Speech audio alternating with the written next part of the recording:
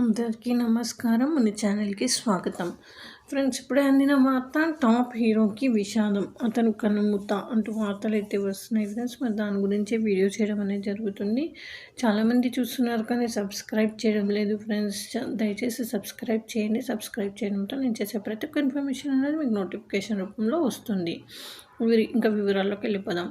పుష్ప 2 విడుదల సందర్భంగా తొక్కిసలాటలో తీవ్రంగా గాయపడిన 9 ఏళ్ల బాలుడు శ్రీతేజ్ బ్రెయిన్ డెడ్ అయినట్లు నిర్ధారణ అయింది. హైదరాబాద్ ఆర్టీసీ రోడ్డులోని సంధ్యా థియేటర్లో జరిగిన పుష్ప 2 ప్రీమియర్ షోకు రేవతి, ఆమె భర్త భాస్కర్, పిల్లలు శ్రీతేజ, సాన్విక హాజరయ్యారు.